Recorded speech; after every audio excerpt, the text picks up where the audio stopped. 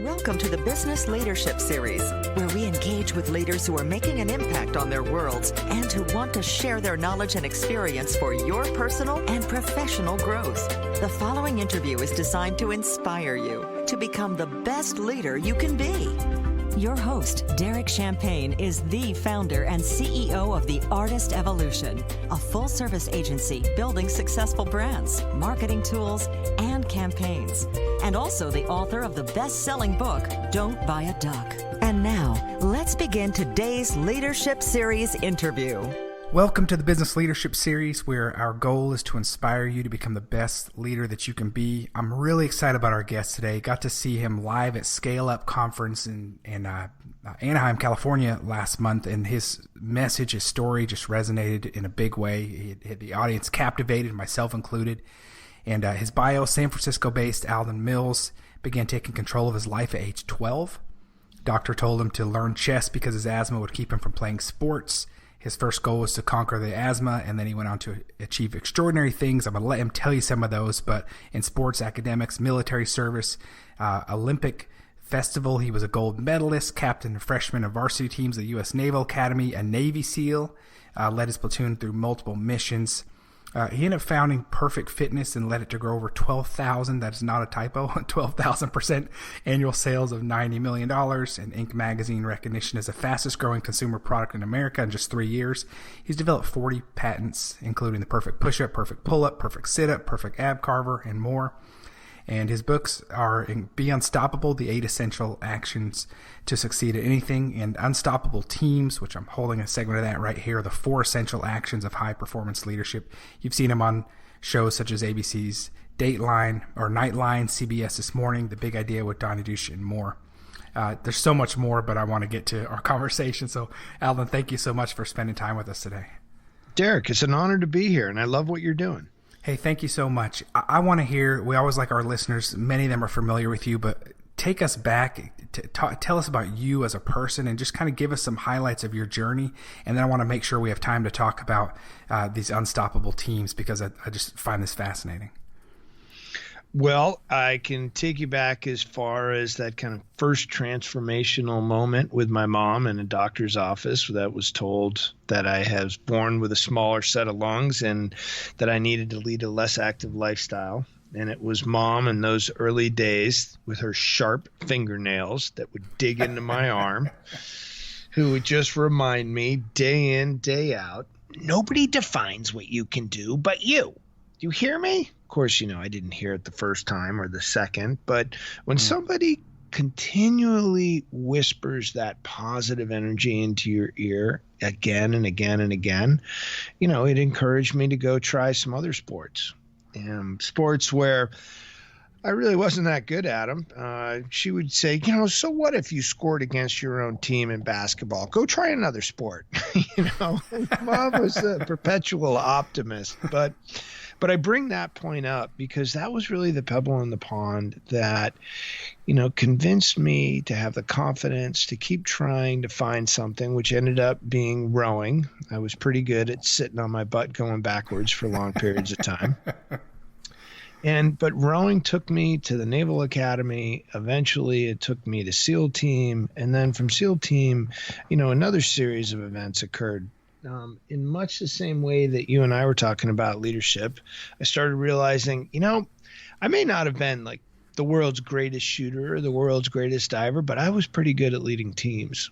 And when I came out to be a civilian after business school, that was the first thing that I really had a front sight focus on was, okay, where can I get some increased leadership responsibility? And at first I started off working in a software startup in San Francisco. I moved out here with my wife and my dog because we were like, hey, let's go live in a place neither of us had lived in. And so we kind of threw a dart on a board and landed up in San Francisco. And then I realized that, it's really hard to lead a team if there are other people that aren't really intentional or don't care about leading. And I left. I was really disenfranchised. I thought I'd go back into the military. And at the 11th hour, it was my wife this time that started whispering, hey, you've always said you want to start a business. Why don't you try? And Eventually, that led me down the path to going into fitness. And the mindset was, all right, why not work in something that's going to be a part of my life, regardless if I work in it or not? Fitness had been a transformational element of my life because it helped me overcome the asthma, or certainly put it in check. And I was like, I like that. I can work in a group, in an industry that could also have a higher meaning in helping others. That was something, by the way, I really struggled with coming out of the military. The military, it's pretty clear the meaning and the mission. Coming in as a civilian, things got flipped around on me, and things were more focused on how much money can you make? What things can you get? And in the military, pay was published every 2 weeks. Everybody knew what you made. Money was not even a conversation of interest. Wow. Except, hey, where's the party this weekend? Who's buying the beer? It was a much more focus on family and community in the military. And then when you came out as a civilian, I just remember going, whoa, there's a lot of selfishness out here. Wow. And that, and then I had the overnight success that took me 10 years plus with Perfect Fitness. I ended up selling that company, working for a larger corporation for 3.5 years. And then we sold it again. And then I moved my family to Spain for 2 years to do a sabbatical and wrote my second book, Unstoppable Teams. Thanks for sharing that. If you don't mind, I want to go back a little bit for a few minutes. Sure. You obviously have such a strong mindset to be a Navy SEAL, and I enjoyed at the conference last month hearing you share some specific stories of so you want to be a frogman and some of your specific missions, just really incredible. But you talk about your mom and the fingernails and not feeling sorry for yourself and getting out there.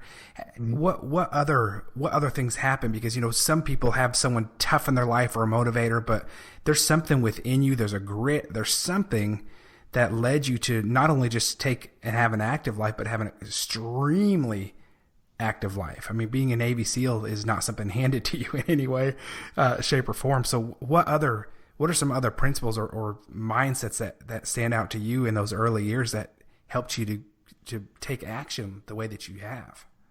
One of the clear things, and by the way, just for the audiences to understand, I was not this kid that grew up with Navy SEAL pictures on my walls, right? I was not the kid that wore cami to school every day or fatigues, right? Did I think guns were cool? Sure. I mean, all kids think guns are cool, right? The power projection of something is great. But what the other key thing was at an early age, and I got to credit, I can credit my mom, I can credit my great-grandfather who taught me how to shoot a gun in his basement, and here's a guy who had a crippled left arm that went on to create his own businesses, but they would all say, what if it works out? What if whatever you were trying to do actually came true? How would that make you feel?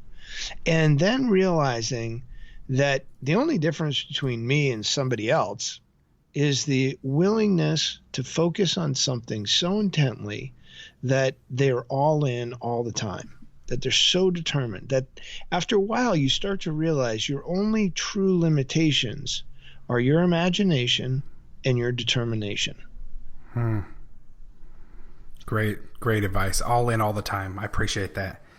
If you don't mind, take us to, and then I want to talk about some concepts in the book, but you talk about the Perfect Pushup and you talk about that brand. And, I enjoyed hearing you talk about how that brand took off and how at first, there was some challenges. Do you mind sharing a few of those challenges and the mindset of you getting past that to create one of the most successful brands in the space?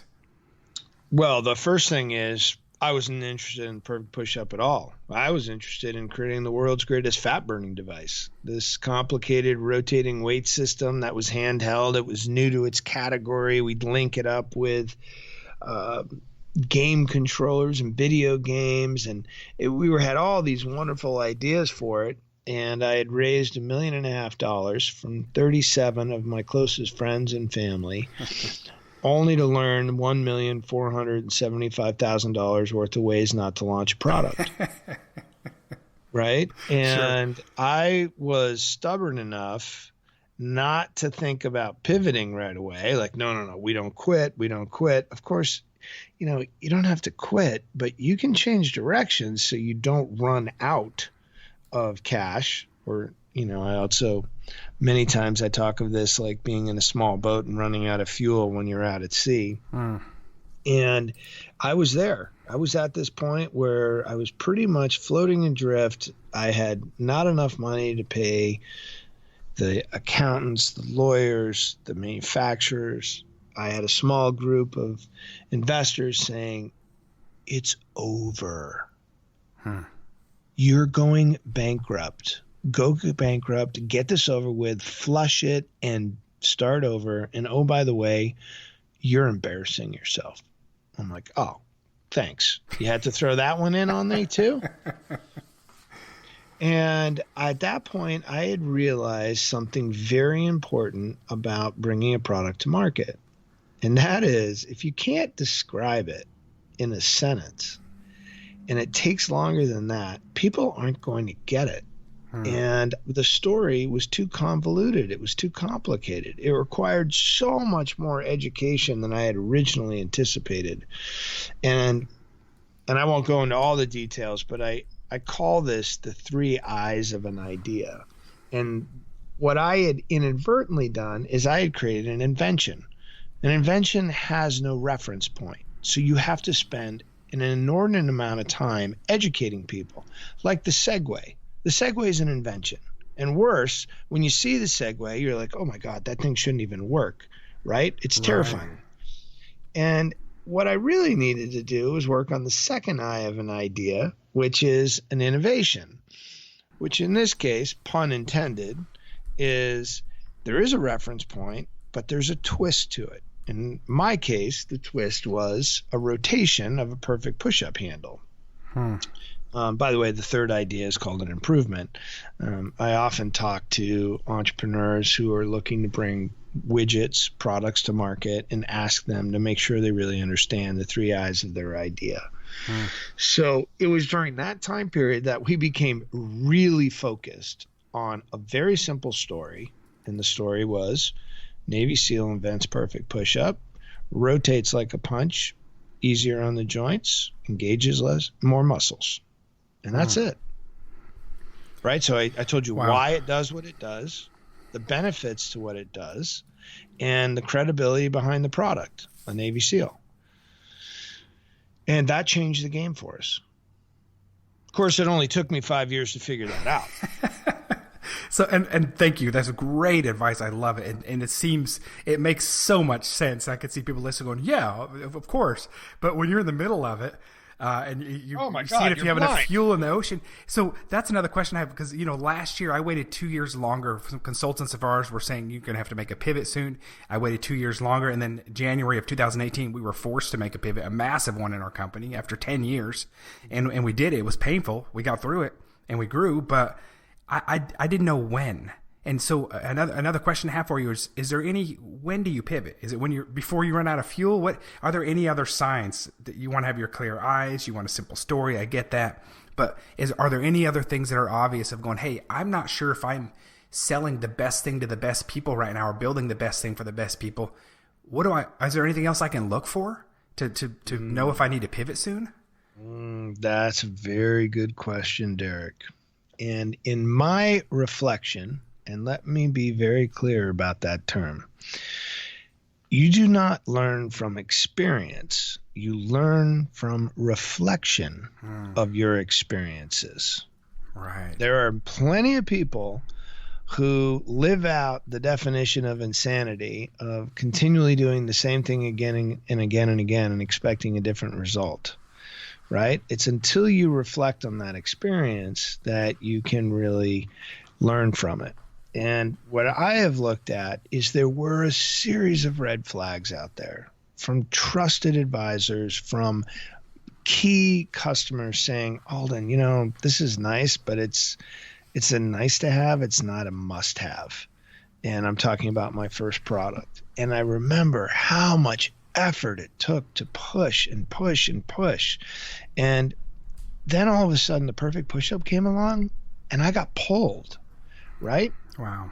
And there is this point where you have to start to realize there is a flow state here to bringing product to market. And many times, if you know who your customer is, and that is a really important element, and having trusted advisors that have your best interest in mind. Now, this can be very hard because if your trusted advisor isn't as creative as you, isn't as entrepreneurial as you, but your trusted advisor is someone who's very corporate and, goes by the book, that's probably not going to be a helpful point of feedback for you because they won't be able to look around the corner like you can, because that's what an entrepreneur does on a daily basis.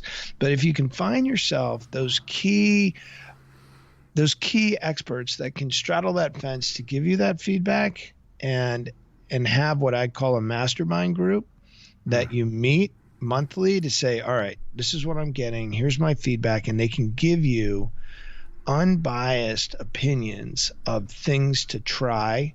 And that they have your best intention. That would have been something that would have helped me make a decision a lot earlier.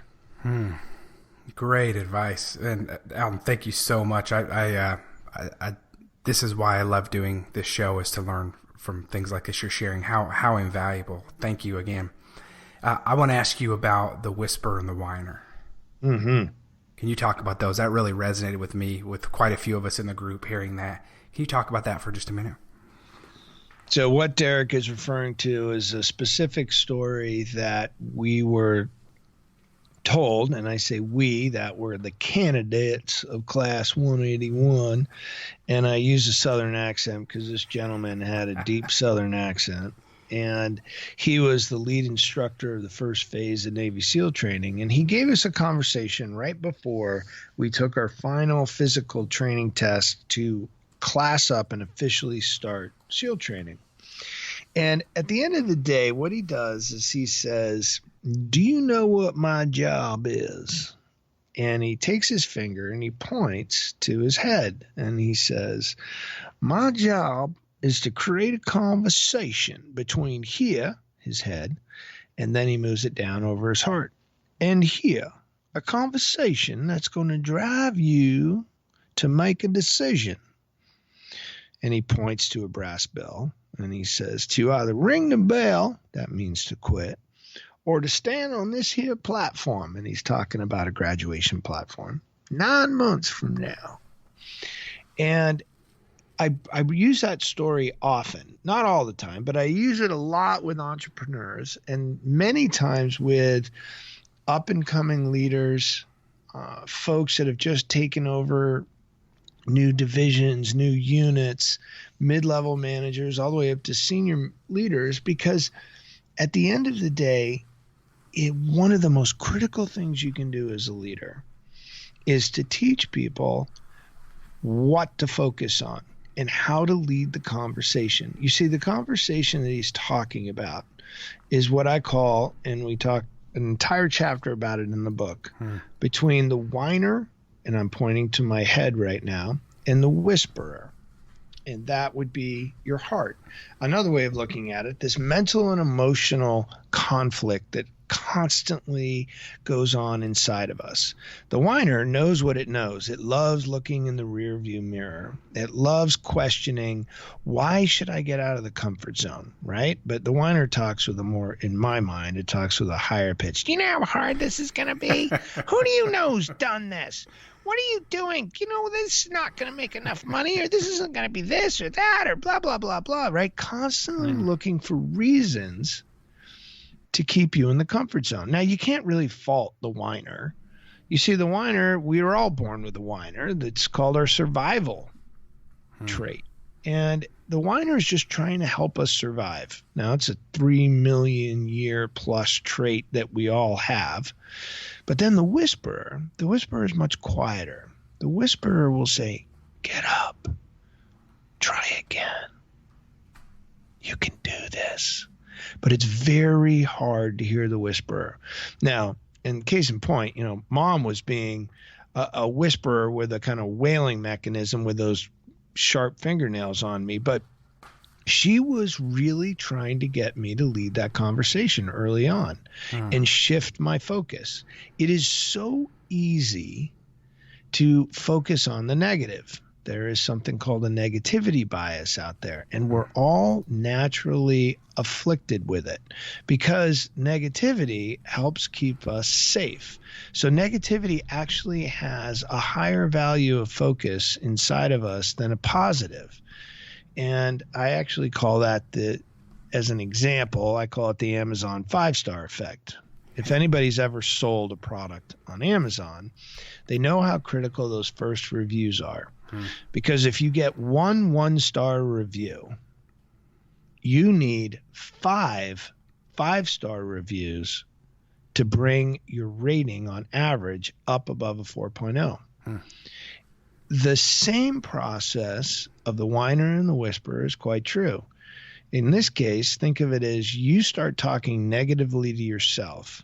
You are going to need somewhere between 3 and 5 positive affirmations to help offset that negative voice or the whiner. Now, first step is leading yourself in that conversation. Second step as a leader is knowing and being aware of that conversation exists in everybody you work with. If you're constantly spewing the negative, constantly looking to critique versus compliment, then over time, the focus shifts to let's play not to lose instead of figuring out how to crush it. Yeah, that's very powerful. Thank you so much. Wow. I want to talk, you're sharing principles from your book here, but let's talk macro level, unstoppable teams, 4 essential actions of high performance leadership. You talk about these lessons that they're not just for Navy SEALs. You make the case for why they're so important. Can you talk to us for a couple of minutes about some key concepts from the book? Building teams is all about building relationships. That's the core of this. And you will never be a good team leader or leader if you don't first understand the human dynamics of a relationship. At the very essence of being a leader, and the kinds of leaders that I'm talking about are transformational ones. The whole idea behind transformational leadership, which is building an unstoppable team that takes you to a 10x multiplier versus just a group of individuals, is that you are helping change people's belief system. We all have different belief systems. But at the end of the day, what a leader does is give people a reason to believe and get them to push themselves beyond what they originally thought was possible. The essence of that, the essence of building out the trust required to take something beyond what you originally thought you were capable of, comes back to the most powerful human emotion, care. Now you may say, well, wait a minute, that's not the most powerful, it's love. Care is the baseline for love.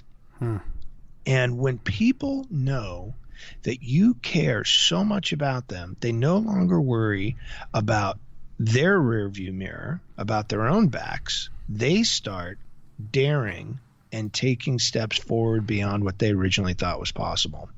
So the whole baseline of this book is what I call care, and in particular the care loop, which stands for connect, achieve, respect, and empower. And it's the 4 elements that are required to show people how much you truly care about them, to move them from a state of an individual with selfish drivers to a team of selfless participants. Wow. Excellent. Thank you so much for sharing that. And transformational leaders, 10 times multipliers, that's what we're looking for, obviously. But how does a leader who says, that sounds great, how do I get out of my own way? The first step is to do what? To care? The first step is to make sure you're leading yourself. The book is set up as what I call the 3 lines of leadership. And think of it like a pebble in a pond with a series of concentric circles. The smallest one, which is the most powerful one, is the first line, leading yourself. The second one is leading your directs. Those would be your direct reports. And the third one, which is the largest influencer, is leading your indirects, your customers, your contributors like suppliers and vendors, to the communities in which you operate in. But all of them are just mere reflections of how you lead yourself. So if you don't truly believe that, let's say you have asthma and that you can't really work out and you just have to play chess for the rest of your life, then how are you going to get other people to go out there and work out or be something beyond just a chess player? Very difficult. They're not going to really buy into it from you. But if your mindset is one of, hey, yeah, I know we got that, we'll keep that in check, but let's go out there and figure out a way that we can really excel. And when you do that, that's the first step in the magic of helping become a transformational leader. That's a powerful and scary yet challenging statement. All are mere reflections of how you lead yourself. Powerful. Alden, we have just another minute left. I want to talk about you and then talk about where we can find your book. But tell me, for you, of all these things you've accomplished, and I've had fun learning from you, from reading part of your book, and then also from getting to hear you speak. And I thought to myself, what is your proudest personal or professional moment? Like, if you could pick one, it could be a small moment, a big moment. What stands out to you top of mind of something that you're most proud of as an accomplishment? Being a father of 4 boys and watching them overcome. That's it. Wow. Without question. There are all different types of leadership opportunities. The first one is leading ourselves. I think the single most important one after leading ourselves is leading our family. And then there's the professional leadership, of course, and then there's the leadership within our community. Those 4 quadrants are all critical to how we can make a positive impact in our spheres of influence. And we need more leaders than ever before in today's world. In a world of such high levels of connectivity, think social networks, but low levels of human connection. More and more, we need people that know how to connect at a human level, not an electronic level. Alden, thank you so much for being our guest today. Any final thoughts that you want to share with us? Yes. At the end of the day, leadership is messy. You will make all kinds of mistakes. And that's okay, so long as everybody knows you are leading with your heart, that you are all in all the time, giving it all you have, and being open to hearing different points of view so you can become better. Stay curious and stay focused on giving it all you got all the time. Great way to close the segment. Thank you again, Alden. I look forward to watching the next great things you're doing. Your book, Unstoppable Teams, The 4 Essential Actions of High Performance Leadership. Our listeners can find that in stores near them, and or I believe probably on Amazon, correct? Correct. And then also Alden, ALDEN-mills.com. Alden, can't wait to see the next things you're doing, and thank you for sharing your story and your lessons with others so that we can grow. Derek, thank you, and keep inspiring others. Hey, take care. You've been listening to the Business Leadership Series, where we engage with leaders who are making an impact on their worlds and who want to share their knowledge and experience for your personal and professional growth. This interview was designed to inspire you to become the best leader you can be.